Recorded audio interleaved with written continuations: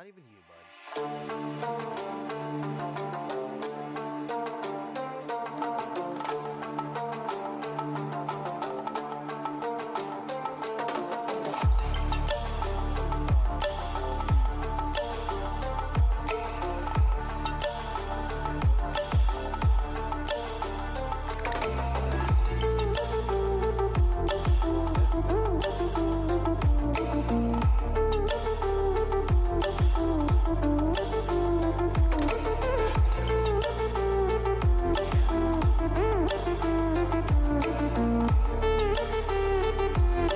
Come on, big guy. Come on, fella.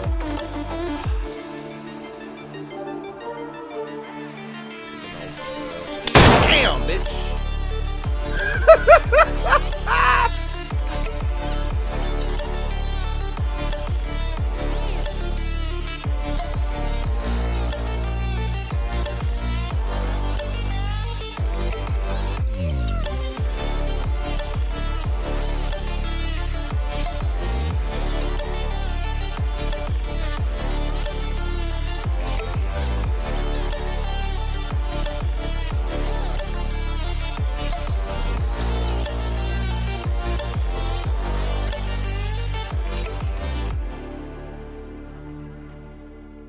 All right, y'all. So let's just go ahead and get right into it. Our level 72 updated high damage flag build, whatever you want to call it. I think I want to just call it saucer flag, bro, because we saucing through the game, bro, with this setup. On God, on everything.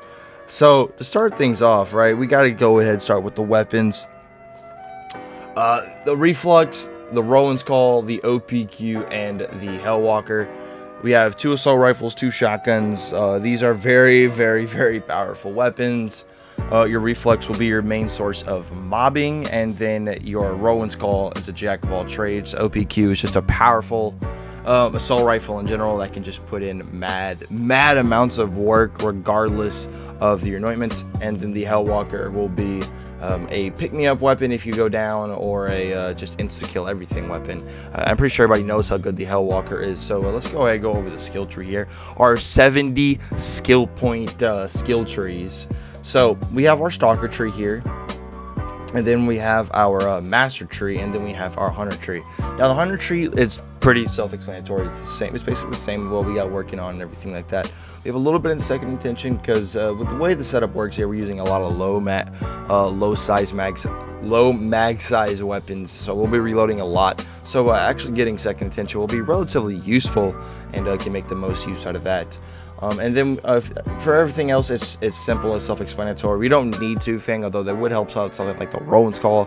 Other thing, we don't really need it because our shotguns and our OPQ already has an extra projectile. Now, bear in mind, the Roland's Call can still put in some absolute mad work even without 2 things. So don't stress on it too much.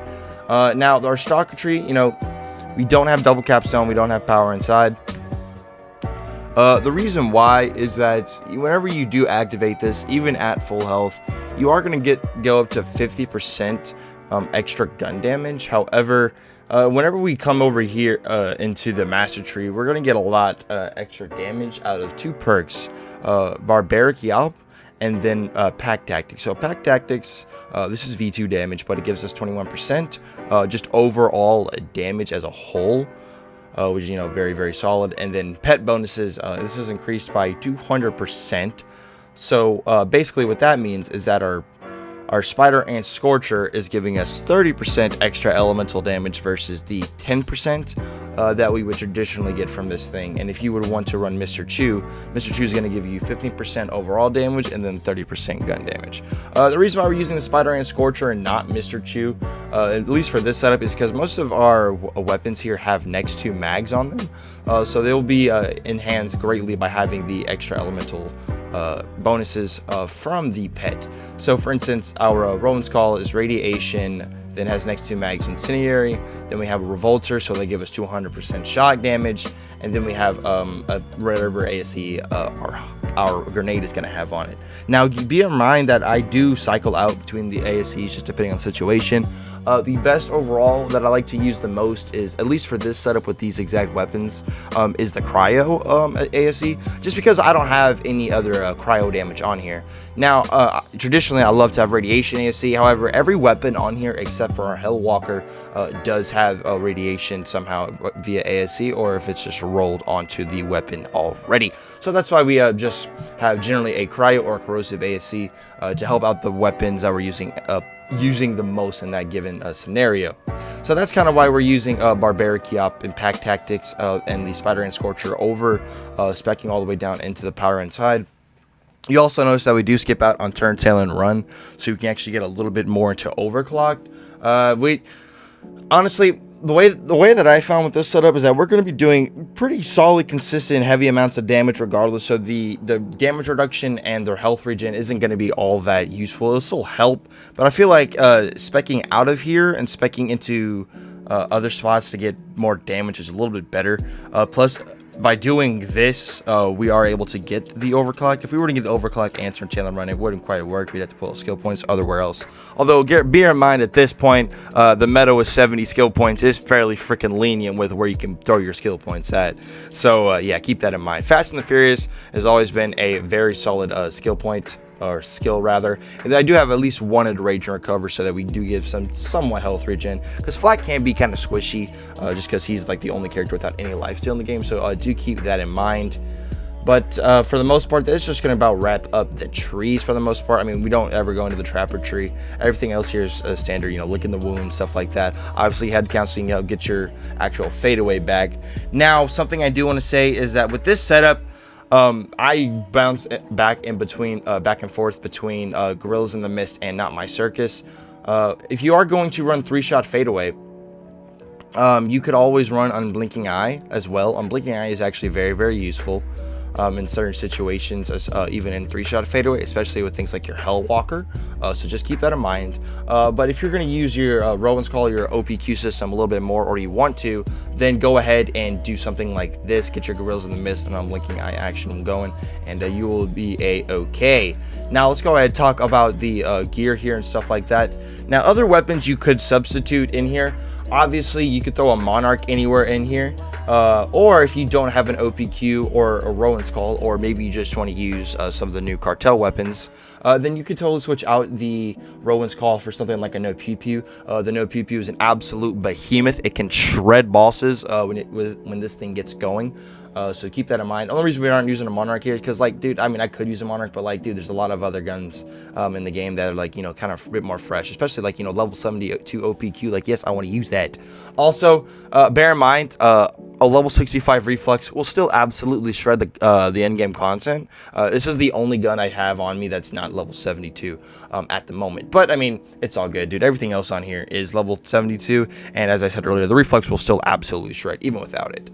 So, I mean, other shotguns, if you don't have a Hellwalker, a Stagecoach could work really well. A Garcia could work really well. I mean, the Hellwalker, dude, it's everybody should know how good the Hellwalker is. At level 72, I mean, this thing is a complete menace. So, the shield is obviously very important. The Revolter should come to shocker to nobody. This thing is just so goddamn good. Running an action skill start Revolter is literally giving you 15 seconds of 200% shock damage, which is better than an ASE, which is actually insane, because generally the downfall of using an action skill start shield is that you do lose on damage via the lack of an ASE. Not with the Revolter. Because of that, this thing is just tried and true, proven amazing, bossing, killing behemoth of a shield. It's just overall very, very disgusting. If you don't have the shield, a stopgap can work. Any old god can work. A super soldier, a transformer. I wouldn't quite say a one-shotter, plus a one-shotter is also a little bit rarer. And then, other than that, you could use the Faulty Star. I don't know. I wouldn't really go with that. I would go with the Old God Transformer, Infernal Wish, Super Soldier if you don't have a Revolter, or Stopgap for that matter. Stopgap's always really good for like shields. And then we already talked about the grenade. So this is a situation where accompaniment not going to be too useful, because every gun in here is kind of different, because we have one Hyperion weapon. We do have 2 Jacobs in the Roland Skull and the Hellwalker, and then we also have an Atlas weapon. So just keep that in mind, that accompaniment is not all that good. So for that reason, we are going to be using a Pearl instead. You know, Pearl is just overall the best artifact for just a well-rounded build, blanketing damage, doing stuff like that. Pearl is just tried and true, and I love using this damn thing. And then the last but not least is the class mod here. So my preferred class mods for this setup is either the Cosmic Stalker, the what the fuck? The Bounty Hunter, or the Stack Bot. Those are my 2 preferred. The Cosmic Stalker is actually probably my favorite one. It's so good. The Flak's hunt skills are so strong as it is. Giving it an increase of 25% is going to be devastating. And then this one that we're wearing has good passives. Now, do bear in mind, sometimes I will switch over to like this Stack Bot if I just want to use like the OPQ. And then if I just want to use, like, you know, both assault rifles, I'll switch to this Stack Bot. But for the most part, dude, I would try and get any decent really rolled Cosmic Stalker that is rolled into weapon crit damage, weapon damage, and then maybe you want to roll into AR damage, Jacob's weapon crit damage, or Hyperion weapon crit. Any, like, mainly just look for weapon crit and weapon damage is what you're looking for as your 2 passes. And the third one can be whatever the fuck you want it to. And then what you're trying to look for, at least in the Cosmic Stalker, what I found that I like to roll the Cosmic Stalker into the most is definitely going to be Interplanetary Stalker and Big Game. Very useful, especially Big Game for Gorillas in the Mist. This is basically going to allow you to double your length inside of there, which is obviously very good. While you are inside of Gorillas in the Mist, you proc your Revolter, your OPQ will shred, and so will your Rowan's Call. So just keep that in mind. But yeah, guys, other than that, that is going to just about wrap up the video. The level cap was actually pretty insane, totally unexpected, totally not needed, but hey, since we got it, I figured I'd go ahead and make my updated all-out damage, high killing, boss shredding in-game Flak build. And yeah, saucer flag, baby. It's saucy, it's greasy, and it's amazing. If y'all enjoyed the video, please make sure to drop your load on that like button and subscribe if y'all are new, as we're on the road to 10,000 subscribers, trying to that by the end of the year. So if you like daily Borderlands 3, then please do consider subscribing. With all this stuff being said out the way, guys, my name's Kree, and we'll see y'all on the next one. Peace out, everybody.